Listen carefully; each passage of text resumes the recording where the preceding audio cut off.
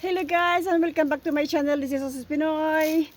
Magandang araw po sa lahat. Ngayon guys, mag-update dito tayo sa ating grapes. Grabe guys, nabangha talaga ako. Mula nang tayo ay maggawa ng kanilang protective, ng kanilang net. Ngayon lang ako guys nakapag-update uli. At ito na nga siya guys. Yan oh. Ito yung aming grapes. Last year wala kami napakinabangan dahil nga sa kinain lahat ng ibon. This time, ayan na sila guys. Isang punuan lang po ito. Pero sa dami naman ng kanyang bunga, pinangalagaan ko talaga ito guys. Kasi ang hirap ano talaga ng grapes. Ang daming bunga Ayan dami niyang bunga. Update tayo guys. Nag-update lang ako sa grapes. Uy, grabe ang daming bunga. Uy. Ayan.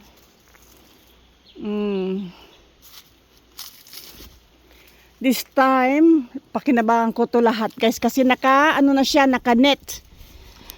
No? Ayan ang daming bunga. Ang dami niyang bunga. Tuwa ako Siyempre, ang ating precious time and sweat. Magbubunga na ang ating mga pinagharapan. Ayan.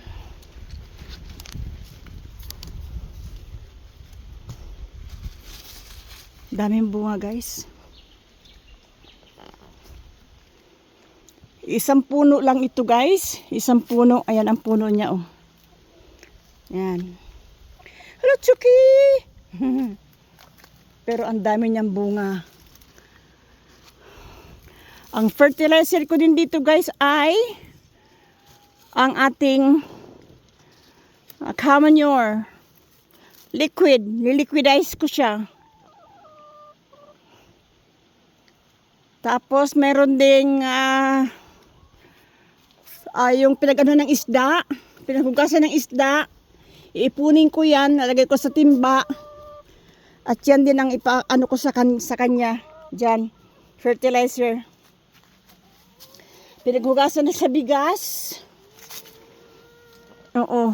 kaya, nandito ko sa ilalim guys.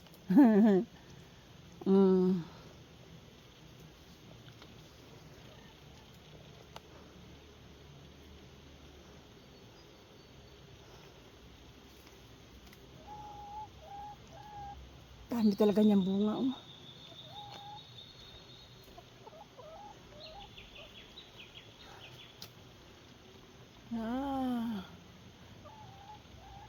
Siguro last year kung cover kaagad, marami din bunga ito. Pero mas maraming bunga ngayon.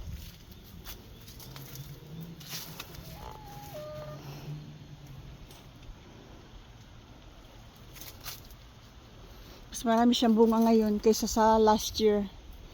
Pero naubos din naman ng ibon yon last year.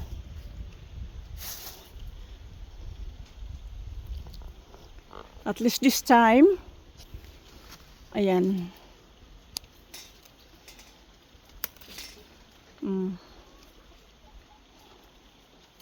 cute nila, no?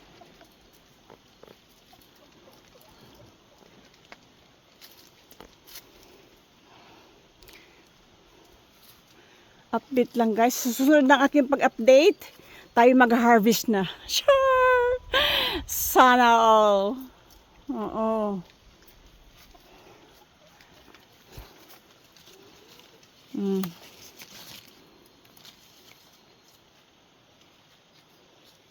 Update lang.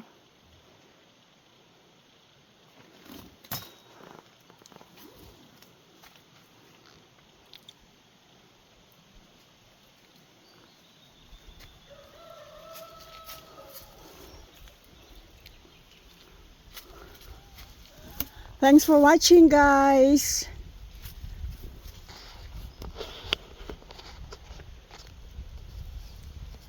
Thank you for watching.